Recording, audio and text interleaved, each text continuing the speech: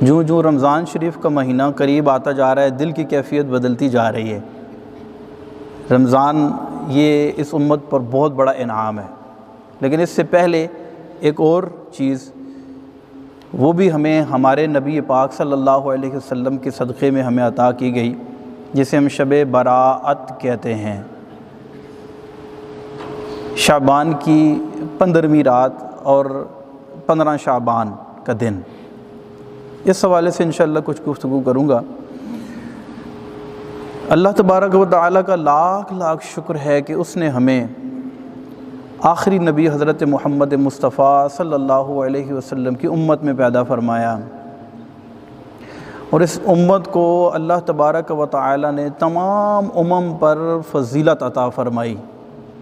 جس طرح ہمارے نبی پاک حضرت محمد مصطفیٰ صلی اللہ علیہ وسلم تمام انبیاء کے سردار ہیں، اسی طرح یہ امت بھی دیگر گزشتہ سابقہ تمام امم کی سردار ہیں، اور جو امت جنت میں سب سے پہلے داخل ہوگی وہ یہی امت ہے۔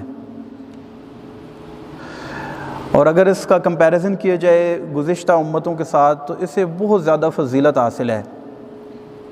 ہمارے نبی پاک صلی اللہ علیہ وسلم ارشاد فرماتے ہیں کہ ایک شخص صبح سے لے کر ظہر تک مزدوری کرتا ہے تو اسے ایک قراءت مزدوری ملتی ہے، یا مثال کے طور پر ہم سمجھنے کے لیے اس کو یوں بیان کرتے ہیں کہ اسے 100 روپے مزدوری ملتی ہے۔ دوسرا شخص ظہر سے لے کر عصر تک مزدوری کرتا ہے، جبکہ یہ ٹائم اس کے مقابلے میں کم ہے تو اسے 2 قراءت مزدوری ملتی ہے، یعنی 200 روپے مزدوری ملتی ہے۔ اور تیسرا شخص جو ہے عصر سے لے کر مغرب تک مزدوری کرتا ہے، جو اس سے بھی کم ٹائم ہے، لیکن اسے 3 قراءت مزدوری یعنی 300 روپے اسے مزدوری ملتی ہے۔ ارشاد فرمایا کہ پہلے شخص کی مثال یہود کی، دوسرے شخص کی مثال نصرانی کی یعنی نصارہ کی، اور تیسرے شخص کی مثال میری امت کی ہے کہ یہ محنت کم کریں گے اور مزدوری انہیں زیادہ ملے گی، عمل کم کریں گے اجر ثواب زیادہ ملے گا۔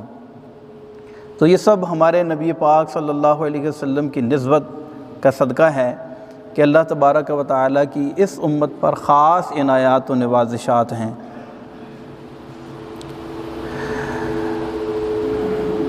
ہمارے نبی پاک صلی اللہ علیہ وسلم کے صدقے میں اللہ تبارک و تعالیٰ نے ہمیں مختلف مواقع، مختلف ایسی مخصوص راتیں عطا فرمائی ہیں جن راتوں میں خاص طور پر عبادات کی ویلیو بڑھ جاتی ہے، دعا کی قبولیت کے چانسز بڑھ جاتے ہیں۔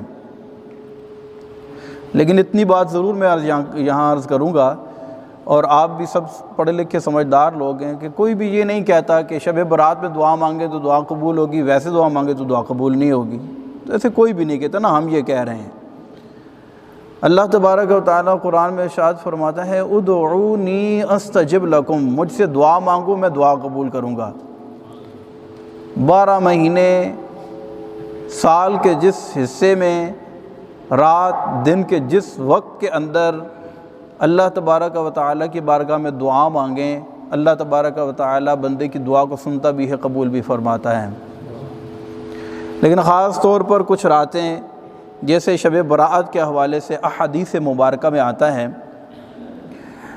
بلکہ محدثین نے نصف شعبان، 15ویں شعبان شب براءت جسے کہتے ہیں، اس کے حوالے سے اپنی کتب میں باقاعدہ ابواب مرتب فرمائے ہیں، چیپٹرز شو کیے ہیں۔ شب کا مطلب ہوتا ہے رات، یہ عربی زبان لیلتن کا ترجمہ ہے، اور براءت سے مراد اگر عربی کا لفظ لیا جائے تو اس کا مطلب ہوتا ہے چھٹکارا، نجات۔ ہم کہتے ہیں نا بری ہونا، چھوٹ جانا۔ جو مجرم دلائل سے اس کا جرم ثابت نہیں ہوتا تو جج کیا کہتا ہے، عدالت اس کو کیا کرتی ہے، باعزت بری کرتی ہے۔ تو بری کا مطلب کیا ہوتا ہے، چھوڑنا۔ تو براءت اس وجہ سے اس کو کہتے ہیں کہ اس رات میں اللہ تبارک و تعالیٰ اپنی خاص رحمت کے ساتھ بہت سارے ان گنت لوگوں کو جہنم کی آگ سے آزادی عطا فرماتا ہے۔ اس وجہ سے اسے براءت کہا جاتا ہے۔ اور اگر اس سے مراد فارسی کا لفظ لیا جائے تو اسے کہتے ہیں نصیب، قسمت۔ تو احادیث میں یہ بھی آتا ہے کہ اس رات میں قسمت کے فیصلے کیے جاتے ہیں۔ ویسے تو قسمت کے فیصلے اللہ کے ہاں لکھے جا چکے ہیں لوح محفوظ پر۔ تقدیر پر ایمان لانا ہمارے ایمان کا حصہ ہے، آپ کو پتہ ہے۔ اچھی اور بری تقدیر کا مالک خالق کون ہے؟ اللہ ہے۔ یہ ہمارے ایمان کا حصہ ہے، یہ لوازمات میں سے ہے۔ لیکن اس رات میں خاص طور پر فرشتوں کو وہ صحائف دیے جاتے ہیں، یا ان صحائف کے اندر لکھوایا جاتا ہے کہ اس سال میں کس بندے نے دنیا سے جانا ہے اور کس بندے نے حج کرنا ہے، وغیرہ وغیرہ۔ ویسے ماں کے پیٹ میں بچے کی عمر جب 120 دن ہوتی ہے تو ایک فرشتہ آتا ہے جو اس کا رزق بھی لکھتا ہے اور اس کے اعمال بھی لکھتا ہے اور اس کی موت کا وقت بھی لکھتا ہے اور اس کا شقی اور سعید ہونا بھی لکھ دیتا ہے۔ لیکن یہ لکھنا کیا ہے؟ یہ لوح محفوظ پر جو آلریڈی لکھا ہوا ہے اس کو کاپی کرتا ہے وہ۔ یہاں تقدیر کے حوالے سے ایک چھوٹی سی بات ہے، وہ عرض کرتا چلوں کہ لوگ اس میں بھی مغالطے کے اندر مبتلا ہو جاتے ہیں کہ تقدیر کے اندر جو چیز ہمارے بارے میں لکھی جا چکی ہے تو ہم اس کے لیے باؤنڈ ہو گئے ہیں۔ تو تقدیر میں لکھے جانے کی وجہ سے کوئی باؤنڈ نہیں ہوتا، بلکہ ہم نے جو کرنا تھا اللہ تبارک و تعالی نے اپنے علم ازلی سے اس کو تحریر فرما دیا ہے۔ تو ہم اس تحریر کی وجہ سے باؤنڈ نہیں ہے، بلکہ ہم نے کرنا تھا تو اللہ نے لکھ دیا ہے۔